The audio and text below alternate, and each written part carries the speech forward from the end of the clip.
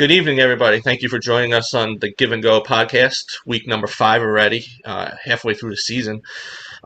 Today we're starting off with special guest, St. John Vianney head coach Dawn Karpell. Dawn, thank you for joining us tonight.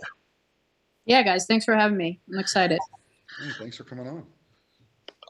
To start off, your team went to Florida over Christmas break. You're a coach that always likes to challenge your teams with the best opponents. Just talk about that trip and, going up against some of the country's best teams. Yeah, COVID tried to wreak havoc as it has the past couple of years.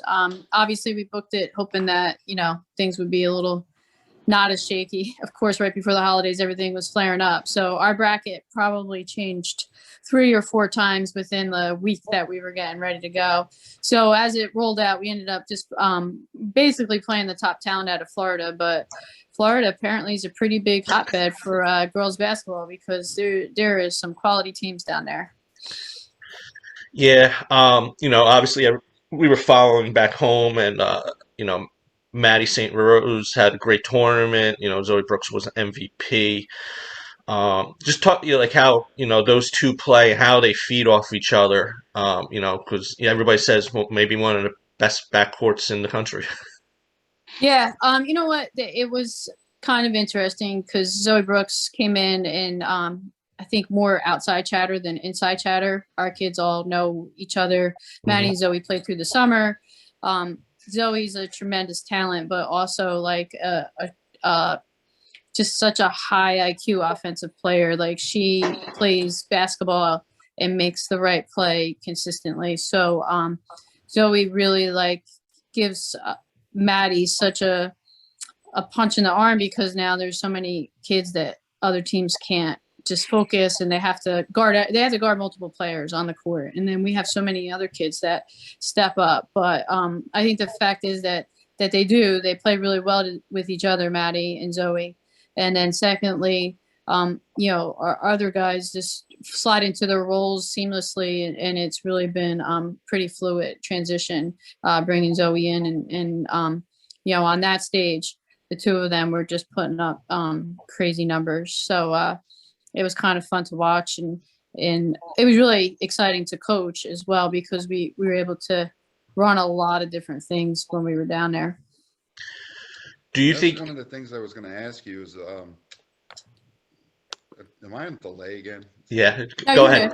Just keep going, The Doug. question I was going to ask you was, you're a team that doesn't get many transfers. A lot of kids don't transfer in, transfer out. So my question was, how did the girls handle Zoe coming in with her reputation, and has it been a smooth transition so far? Yeah, and that's I think what is interesting is one, we're not really built on that. We'd love to grow our kids and have them learn in our program. Obviously, unique situation with how the TCA school closed and how those things worked out. Zoe had looked at us when she was in 8th grade initially coming in and went elsewhere but I think really Zoe's personality has allowed her to kind of come in and two, obviously everybody already sacrifices in our program so much to come.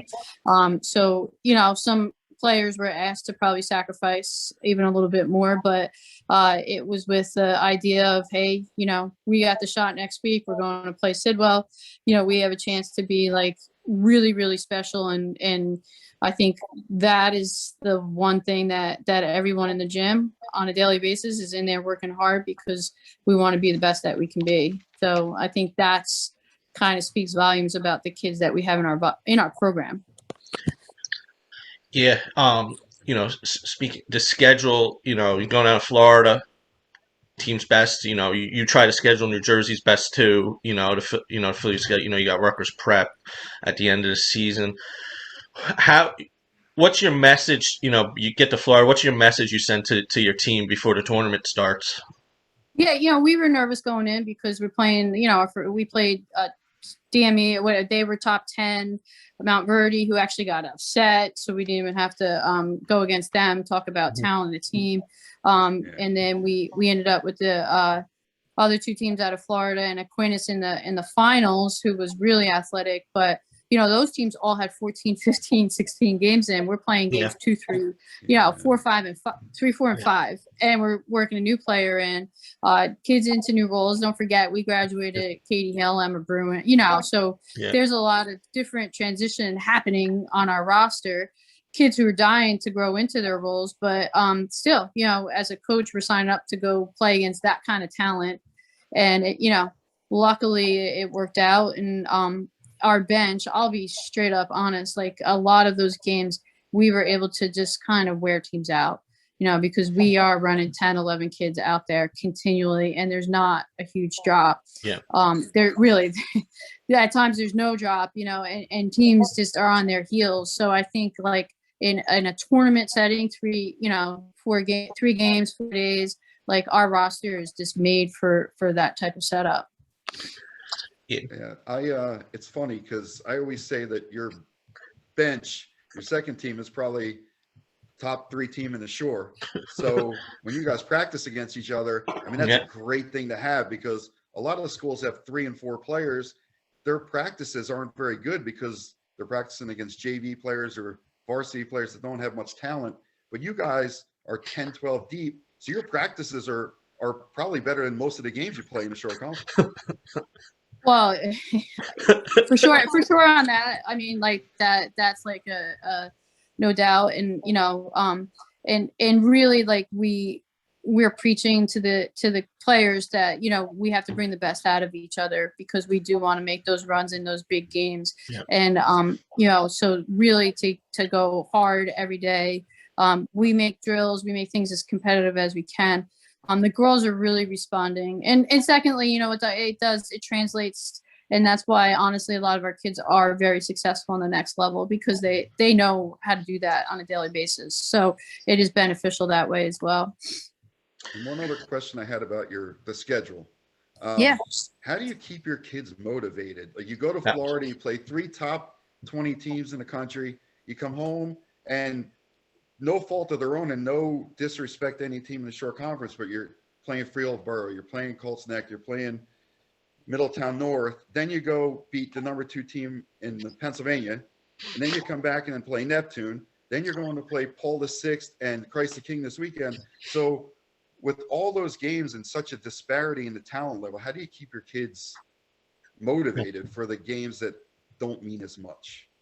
We're just trying to get better each time we step out. On some of those days we end up practicing before the game, because we're going to just get more out of it, so, and that's not any disrespect to the teams we're playing against. That's just, what we need to do for us to get better and for us to grow. And each day we're in the gym, we're there to get better. So, we'll do certain things. The last couple of weeks, like I said, we didn't know how to run an offense in Florida. We were just kind of like depending on our players to make plays. So when we get in those games, we're going to make multiple passes, and they're going to learn where they got to be on the floor.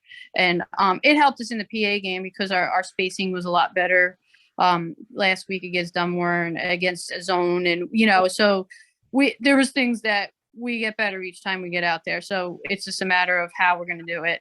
And sometimes I got to be creative in figuring that out, but we do it. Speaking of scheduling, last year when I had you on for the preseason, you brought up, scheduling and something needs to be done with the divisions. What, like, your opinion, what do you think needs to be done, to make the divisions a little more competitive, where, you're not playing a game 8 out of 10, and the opponents don't, especially twice in a season, it's kind of deflating to those teams. You have any ideas or opinions of how we can make it? I know it might be done in steps, but Well, I mean, I'll just speak more to what the current situation, and frankly, I'm embarrassed for the adults that have opted to do this to the kids. And I'm not just saying my kids, I'm talking about the kids we play against. And we're in a world now where we play all kinds of travel sports. Everything's leveled. My son's 9-year-old baseball program, they're leveled. You win, you go up, you lose, you go down. Soccer has been doing it for years. So it's adults. I don't really think that they care that much about girls basketball. I Yeah. think we're a third thought in the world. The Coaches Association has put up an argument, and what they came back with was absolute laziness. And I'm upset for the girls. And if I was a parent of a female, Mhm. I would be kicking and screaming, because I think I can't help but feel like the girls are being slighted. And a lot of these people that get in the room. A couple of years ago, my daughter Sarah was on the sportsmanship thing for the short conference. Yeah. So we went. They had the nice breakfast. We go down there, and I'm sorry, but these administrators, it's all men. It's all men that are making these decisions. And I'm not trying to man bash at all. Yeah. But I don't think that the girls are really made a priority on this side. And, so I don't know, maybe that's just where I'm coming from, but that's my thoughts. Our Coaches Association, I would love for you to have Will from Shore and Laura Forbes from Monmouth. And I, last year, Will went through, I think, 80 different million formulas. And, a guy from Point Beach, he even went as far as like scheduling it all out and presenting it and showing them how we can do it, how the boys can have one slated schedule and the girls can have a different slated schedule, and it still would work out. It really wasn't that hard, they said. I couldn't. I'm a history teacher. I could never wrap my head around it, but they said it really wasn't that hard. And the short conference didn't even they put it on the back burner, So here we are. There's enough quality teams that we can do it, even if we only played 8 games. Because the other problem is they always think about that 4th or 5th or 6th team in the league.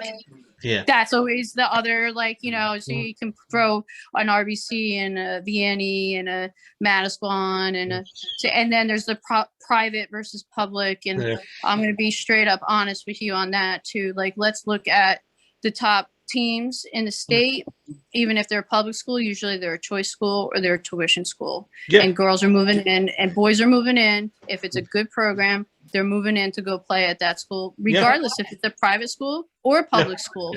So I get tired of hearing the private public argument, because at the end of the day, and there's a counter, some kids go to their sended district and across the state. I would love to know the percentage of that as well. You know what I mean? When you start talking about the superpower teams, chances are kids are moving in or kids are paying tuition to go, even if it's a public school. Yeah. I know Manasquan's a choice school. The Freehold School District, depends what sport you play, what school you go to for that district. But and you cover multiple sports, so I'm not saying that this is only a girls basketball thing. It happens in all sports. It is. It depends on what the sport is and what the school is known for on who it lands at those schools. Exactly. I mean, it's very obvious to everybody involved in girls sports that this is all built on boys sports. The conferences, the division, and for people to come up and spend their time, come up with alternatives, and for the higher ups to not listen, that, like you said, that's just laziness. And it really should be, people should be more outraged than they are, especially parents. And maybe if people start voicing their opinion, something will change. Which is one reason why I wanted to bring it, we want to try to shed some more light on this. And, like you said, it's not just basketball, soccer too, and especially the talent. Girls basketball is higher level than I know I don't cover the boys, but the talent in the Shore with girls basketball, the talent in the Shore and girls soccer, to be just thrown under the rug, to say, it's sad. And there's probably some other things that maybe we're not aware of, but obviously last year when COVID hit, all of a sudden they were able to work certain things out quite quickly. Yes. And then all of a sudden this year it wasn't the case. So that kind of just, and even if they go with less games, that was the only benefit I think this year that I kind of silver lined it for my kids, is that we only have to play 10. where we used to have 14 conference games. At least this year we only had 10. So now we can pick 4 other non-conference games up. So it frees up some of that. They also went to the 60% rule in the state. Obviously, that was probably definitely football motivated, but hey, why not? We'll take advantage, right? So it allows us to play a couple more out-of-state games, which are all things that, so honestly, like this year, but even in the past, when we had to play 14 games, maybe we had 4 or 5 good conference games. You still had those 8 or 9 games that just, were hurt. They hurt everybody. And the kids on the other team, some kids are there just to have fun and have an experience. And here they are running into my team that's trying to like be top 5 in the country. Like, that's not fair. It's not. Yeah, so. I agree. Change the subject. It's a little more, pleasant. I want, before we let you go, Maddie St. Rose, back-to-back player of the year, probably going to be 3-time. What has she meant to the program and, to you and, your bond with Madison? Yeah, Maddie St. Rose is just a really, really, really good kid. She's a throwback. She's just a worker, kind of quiet, really quiet. We don't say a lot, usually if things aren't going well, I take Maddie out. I say, Maddie, just go get a drink of water, calm yourself down. And that's all she needs. And she comes back in her composure, and she's just, so I can go on and on all day about Maddie, but the other part is that she really is very good at lifting her teammates up, which all the great players can do that, right? They make the players around them better. And, the kids know that Maddie's a leader, but she is so good at inclusiveness and making sure that everybody on that court is a part of it, and she makes the right plays. And, those are just important instinctual things that she has that make her special. Those pieces, besides the fact that she's so talented, but those other I call them intangible pieces of just knowing when to pass it, when to shoot it, when to hit the boards. Like, and that's the other part, is that she can just beat you and get her points and make things happen in multiple ways, not just take this away or take that away. Like, she's got a lot of counters to things. So, first program, I'm just feel really lucky to be her coach and that part of it. And the last piece is, like, she 100% trusts, like, me and my staff that, we're going to do right and do right by her. And, and the other piece is she lets me coach her, like, really hard. And she actually enjoys being coached, and some days maybe not, but you know what I mean? Like, she like takes it and she internalizes it, and that's not always, like, that's hard with kids, like some kids, but she really wants to be coached and likes to be coached hard and embraces it. And it allows the other kids in the gym, it allows me to coach them just as hard, because you know what I mean? Like, I'm getting after Maddie, I'm getting after Zoe, and I'm getting after, the other kid on the, towards the end of the bench just as hard. So that accountability is a great piece to Maddie as well. And I think that speaks to the culture at St. John Vianney, that you have kids that are nationally ranked players and players of the year, and you can get on them and they take it, and their teammates see them taking it. And I think most kids want to be coached. I agree. I think most kids want to be coached. It's just a shame that, some people look at it as, well, I can't really get on my best player because then like, coach them. They want honesty and they want coaching. That's what I found with coaching kids. And if you do that, you'll get everything from them. That's the other piece that I always make the point when I am coaching them, especially on certain things. I'm like, of course you can go out and do that in 90% of our games. But, next year when you're at Princeton, or next year when you're in college, like, you're going to have to be able to do it like this. So like, I'm okay, like, with you figuring that out right now in high school, because you're not supposed to have it yet, but I'm just letting you know, like, this is what you have to have. so I make that point to the kids a lot too, because, they can like, whatever, coach in high school, I can still do it like that. For sure you can. I know you can, but like, look, this is what we need. And if you really want to play in the next level and, and I have kids that have professional, they want to go there. So like, I got to help them get there. That's kind of where we're at. So that's how we approach it. And, not one person is bigger than the program. And Maddie just so like fits that mold and is probably a pillar for it, like representing us that way for sure. And going to Princeton, that's no easy task. Forget about the basketball aspect. It's no easy task academically. So, it just tells you her head's on her shoulders, and, she's got, no matter what she decides to pursue after college, she's going to be successful. Yeah, she is for sure, because she has a work ethic that is just really, really special. And I think all great players have that, but I don't know if everybody really fully understands like how these kids and what these kids do. You only see it when the lights are on, but what they're doing is just, it's a lot. Some adults probably should look at it and shake their head, because they are special that way as well. I just had that conversation with the soccer coach about an hour ago, like what these kids, his best player, same thing, the grades, and it wasn't like that when I was in school. Yeah, no, not at all. I have one more question for you. Yeah. What's kept you at St. John Vianney so long? Because I'm sure you've had other opportunities and to move on to higher levels, but what is it about St. John Vianney? I know you went there, but what is it about it that's made you stay?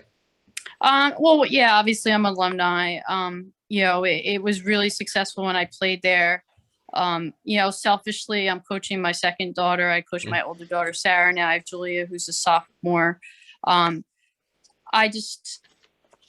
don't know. I just really enjoy this age group. I enjoy coaching this developmental age and bringing them through the process. And, I kind of shared, when one of the kids verbal, like when they go to college and you get to follow them in their college career. And now I have alumni coming back to coach with me, and it's full circle. So those are just things that it's kind of like a family. It really is. I mean, I get alumni parents that come in. The kids don't, and the parents are just there to see us, and it's a really good connection, and it's special. So it's kind of hard to move away from that. So, I'm not really going anywhere anytime soon. That's good. Yeah.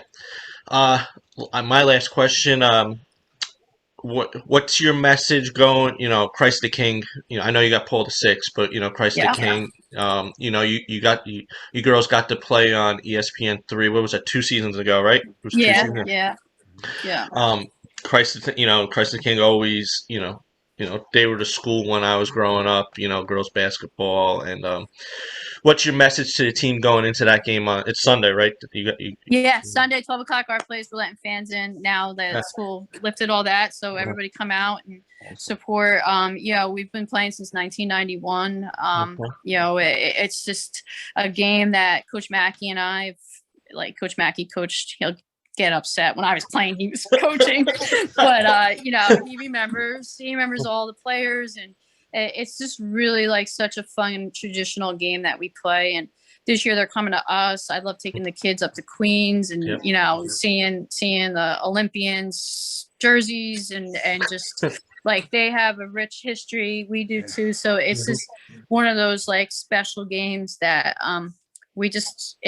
I share that we've just always kept it. When I took over, I said, Coach Mackey, we can't put this in a showcase. We got to keep the home and home. And we've always just saved it. And, everybody's always trying to get it someplace else. And we're like, nope, this is how we want it. It's just like what it's built on. So, I'm looking forward to it. Obviously, we got a big one tomorrow with a New Jersey opponent. So it's a big weekend for us over here at Vianney Land. Yeah, Doug's disappointed. He just found out he can't go tomorrow down there. But I'll try to go Sunday. I'll try to make it Sunday. Yeah, it should be fun. They have a lot of talent this year, as they do every year. So it should be fun. And Hannah's a special player for Paul VI too, down there. Yeah, very special. And she played AAU with Maddie and Zoe, so they're excited to play with her. So. Cool. Doug, anything else or No, that's that's all I it? have. Thanks for coming on, Coach. Yeah. We appreciate Yeah. And your then next time. weekend, we're, last plug, we're going up to, the Mecca. We're going to the Gauchos gym, and we'll be awesome. playing Yeah. Sidwell Ah, Friends. And Kiki Rice. yeah, number one. I don't know. Mhm. Like I Yeah. haven't watched the game. It's on delay right now, so don't tell me. Uh, But they're playing oh Minnesota yeah, team today. yes, So they're playing Hopkins, right? yep. Yep, Yep. yeah. So I'll just I'll tell you that. So St. Rose played when Kiki was a sophomore, maybe. I think it was Bryn yeah. Farrell's senior year. And Bryn's dad told me she was one of the best players he ever saw. Yeah, Like she is. She is she special. poured it on St. Rose Yep. that day. I think that was over at that Homedale event. But Hmm. so that's where's that game next week? We're going up to the Mecca. Mecca. It's the Gauchos gym. Yeah. So Okay. that should be fun next Saturday. So we got a Yeah. huge week. Huge week. Yeah, Yeah. definitely. Which is what we like to see with talented teams like that. Play the Yeah. best. Yeah, So give them the opportunity. So, all right, guys, thank you so much for everything no, you're doing for girls basketball. I really no appreciate it. no And the girls problem. do too. They do. They love the Enjoy it. support. So, No yes, problem. guys, thank you. All right, have a So good Thanks, one. Coach. Good you luck this too. week. Yes, good luck. Bye. Bye. All right, thank you, Dawn, for joining us. Yeah. That was fun. It's always Yeah. always good to get some perspective from somebody that's been around for a while. Not saying she's old. I'm just saying No, she's been, no. played in the shore conference, now Mhm. coaches in the shore conference, and she's seen some changes, and it's good to get her perspective on what she thinks can make this better. Yeah, and and she's not looking at it for herself. She's looking what's best for the kids, no matter Right. what level of school they're playing at. Correct. Which is all right, guys. We're gonna get into the week. First, I know you weren't there. We'll talk about the Donovan event briefly. I only stayed for 2 games. The first game, Jackson Memorial and Shore Regional. It was not a competitive game. Rachel, she had her team ready. Brooke McCown couldn't miss from 3 in the first half. And I don't know what the final rebound total was because I stopped keeping track. Jackson just, with Amber, Camille, Zoe. I think Camille finished with 20 rebounds herself. I know Amber was in the double digits. Zoe was probably in the double digits. They're going to make you work.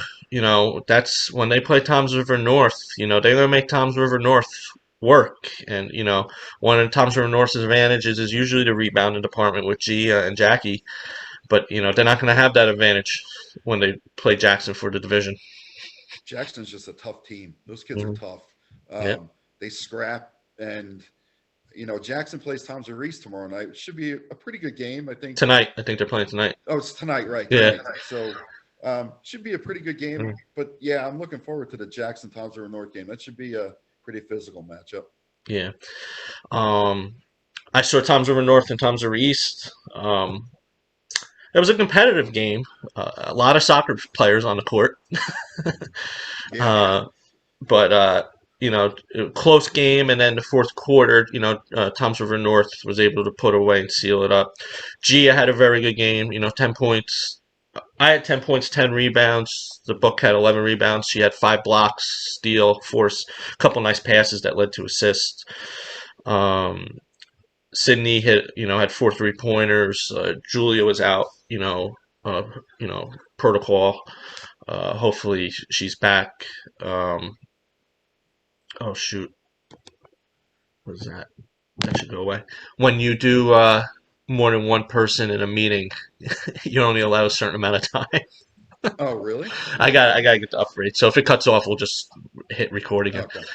All right. It should be fine now because we're 2 people. Okay. Sorry about that, guys. So yeah, I see it. Okay. we see It that. says time remaining in meeting on top. I just saw We'll that. see. Okay. It did that when I interviewed Jordan and Rachel Capua last year or 2 years ago. Last year, but it went away. Game we were both at. Let's talk about Manasquan St. Rose. Interesting game. We thought Manasquan should have had a little easier time than they did, but Mary Beth always has her teams ready, especially a rival game like that. it was Manasquan missed a lot of shots underneath. A lot. So um, they dominated. They You had the rebound total. Well, the first half was 30, 24-7. I know that. and I think it ended up 35 to 17 or 18. But most of the rebounds from Manasquan were missed layups on their own end. Yeah. Put back, missed layup, put back, missed layup. So 3 and 4 offensive rebounds a clip. But I mean, yeah, St. Rose came out. They were ready to play. Yeah. They won. I think they were up 11-2, 11-4. For, Maggie was hitting. Kavanaugh came out. Yeah. Maggie was Had very 10 strong points in the first quarter. and But and the whole game, Manasquan offensively didn't get anything from Georgia or Mary. They did not have good offensive games. But what they did is what good players do all the time. When you're not scoring and the shot's not going in, they buckle down on defense. They did the little things. Georgia got the steal or the tie up with 3.4 seconds left. Yeah.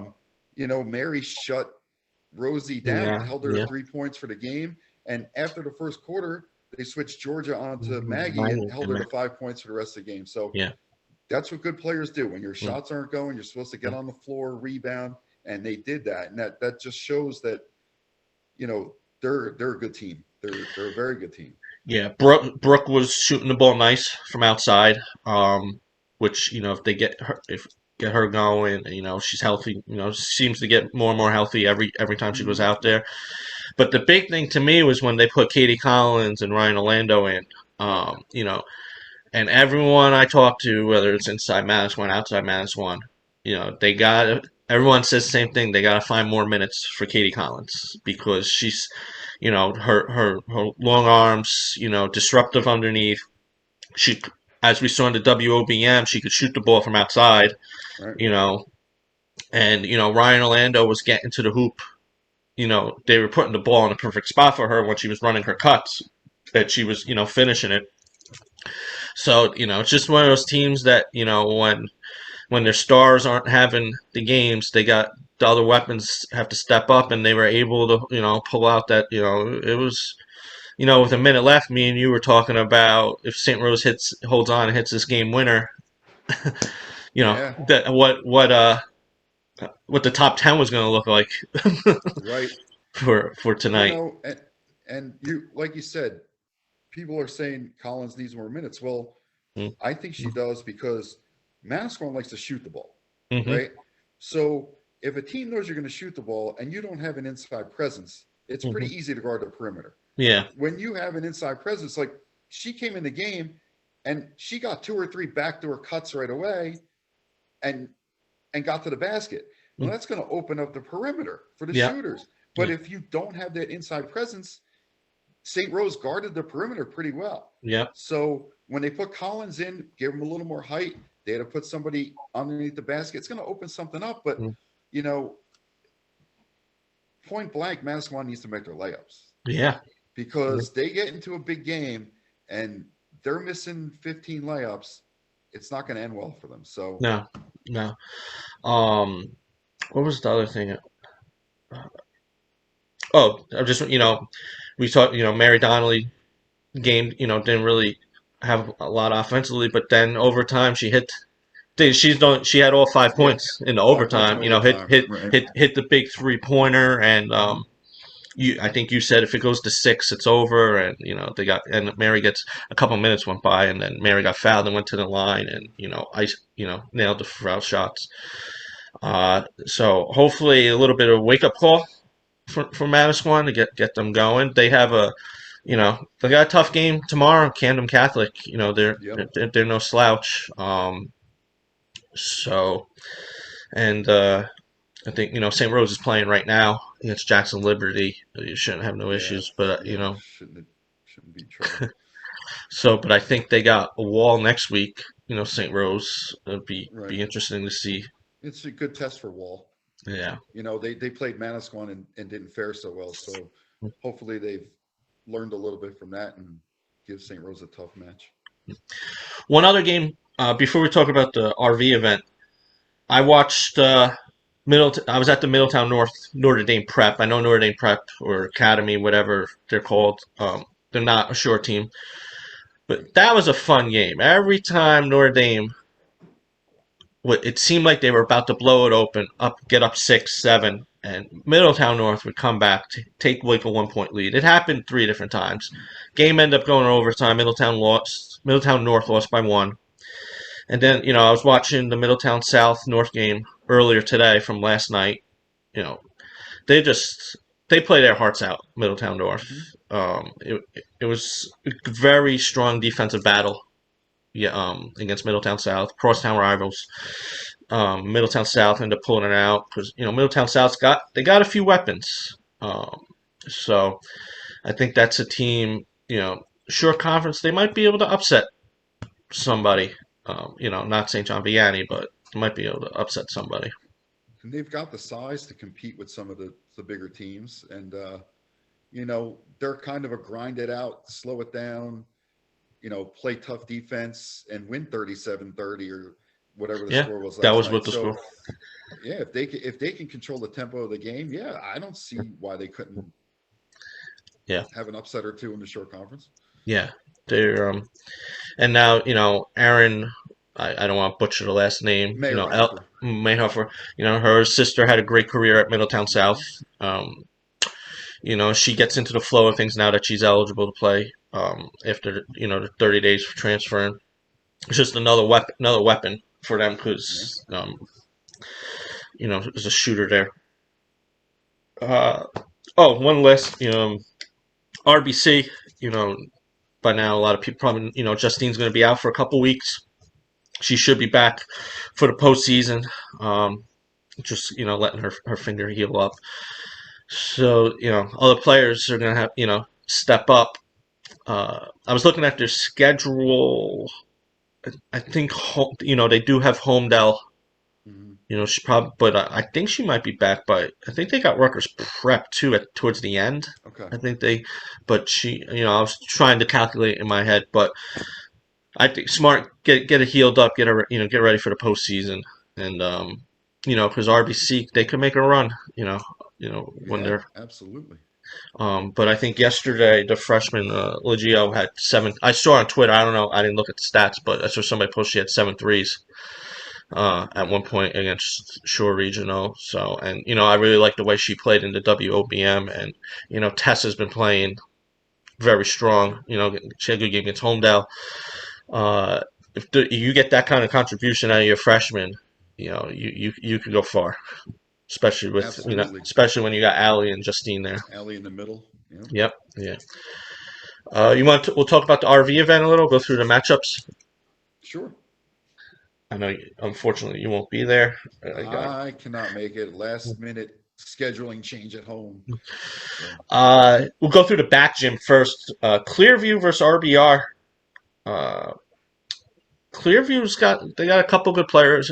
I can't talk that great about South Jersey teams, but I do know they have a couple good players. Should be a good matchup.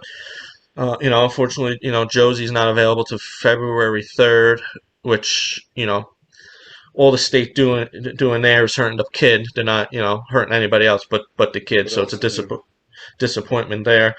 Talking to JT, he thinks his team's been playing better and better every game, which is you expect when you look that bad early in the season, especially JT coaching, you just don't expect anything else than the team to start looking better. All right.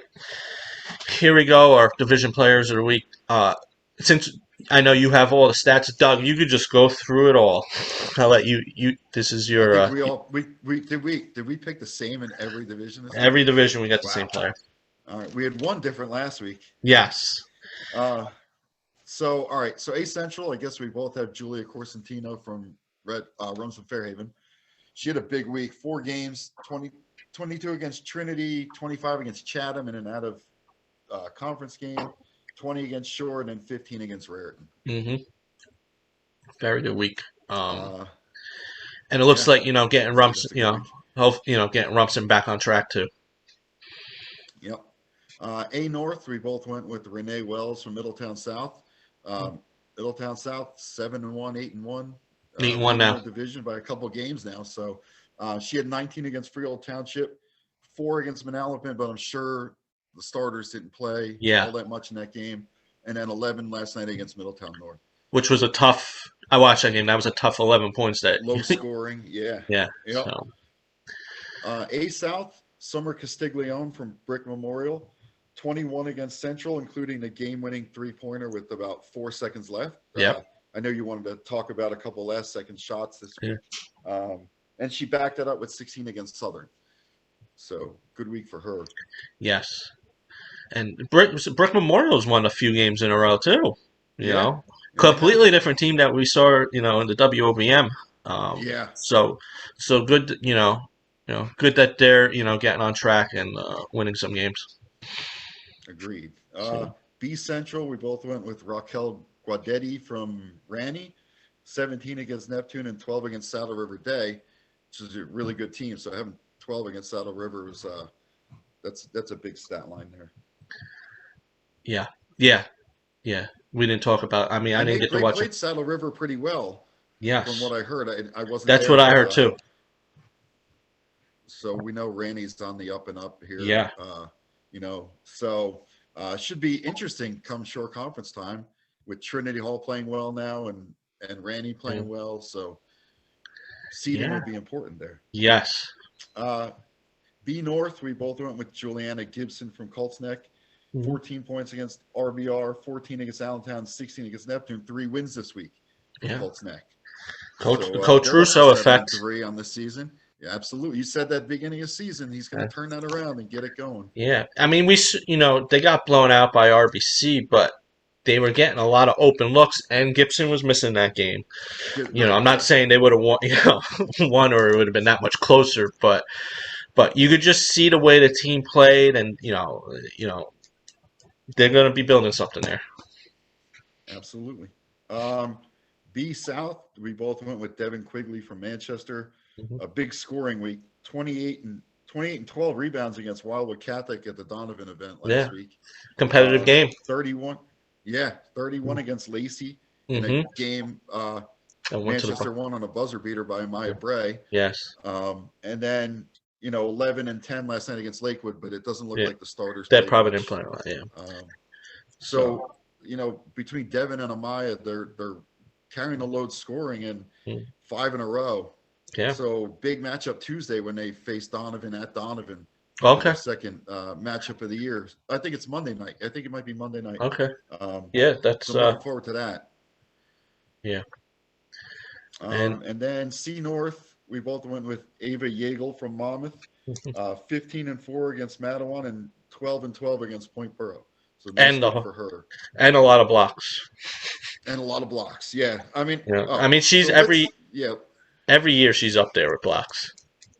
Yep. And we've heard a couple of people mention to us, and listen, everybody's been pretty positive about our podcast. Yes. And we appreciate that. We go to different gyms and people say, "Oh, I watched the podcast. It's really good. Thanks for doing what you do for girls basketball." We love it. We wouldn't devote our time to it if we didn't care. I had a daughter that played in the Shore Conference, so I played in the Shore Conference growing up. It's just something that we enjoy doing, but we're only 2 people. We can't get to every gym. We can't get to every game. Nick's been saying it on every podcast. We rely on stats put in by coaches. And not just points. Only put points. Right. And when the coaches only put points, some don't even put anything. No. You'll see one team listed and nothing for the second team. Some teams do a really good job. They put rebounds, assists, steals in the stat line. It gives you the opportunity, every coach, to put all your stats in. Yeah. Some choose to only put points. Some choose to put nothing. Some choose to put everything. Yeah. So take it up with your coach. If you can't, to speak to the coach, right? The games we can't go to, we can only go on what other people have entered into the stat portal at nj.com. Yeah. So, it's up to the coaches to put that stuff in, or the stat person, whoever does it.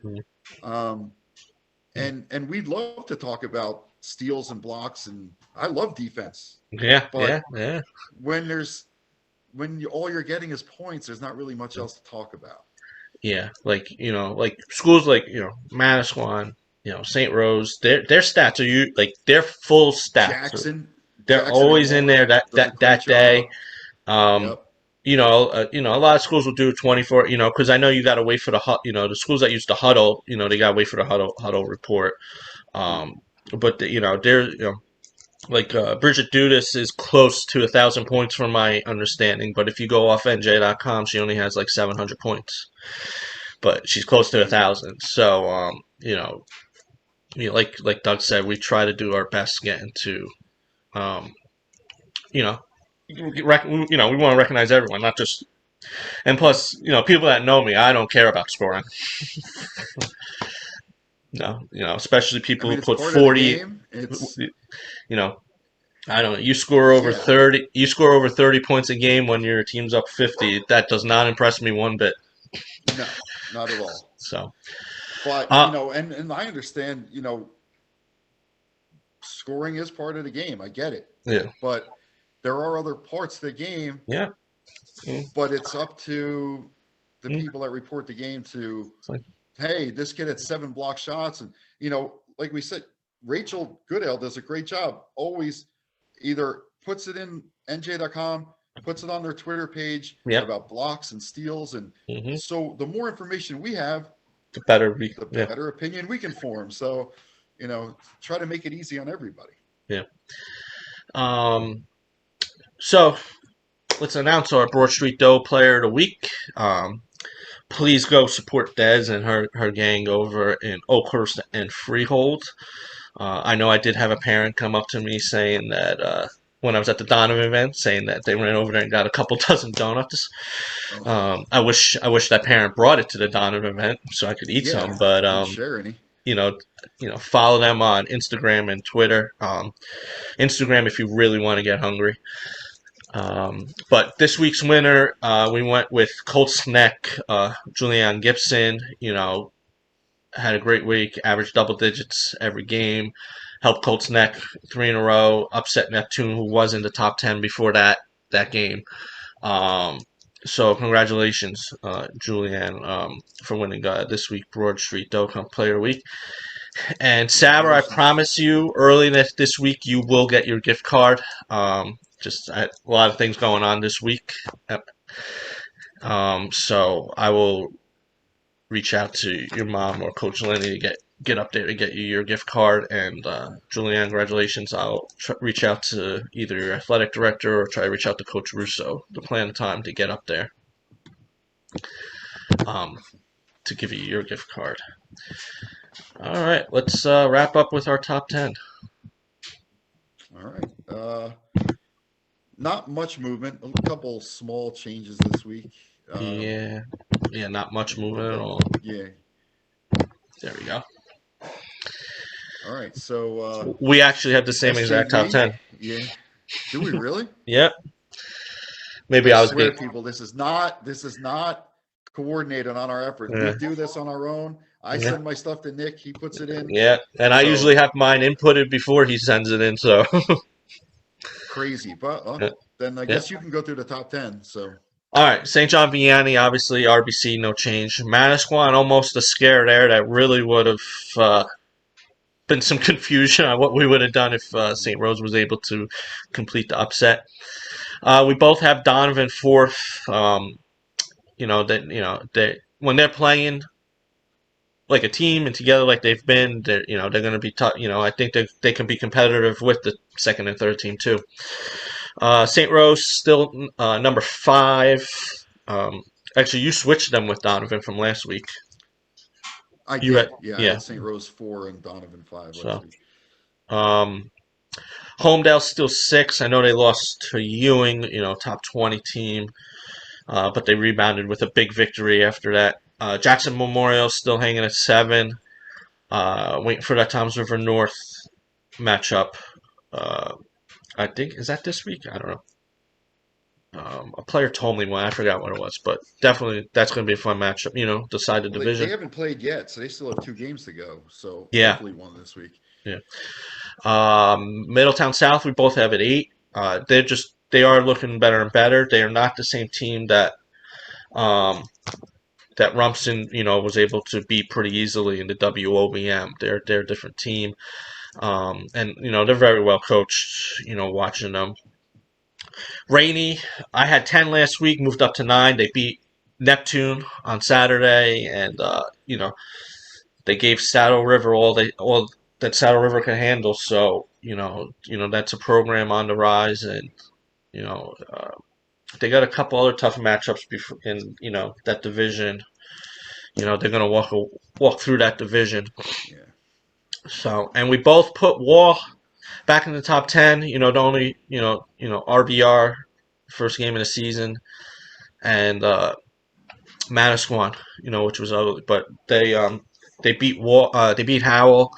From my understanding, it wasn't as close as the final score said.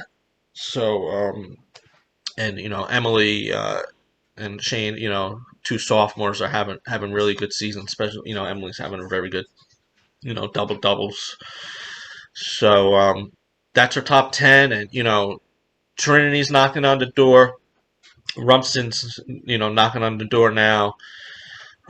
Colts Neck's knocking on the door, and Manchester, Ocean. There are a yeah, lot of teams at 7-3, yeah, 7-4, 8-3.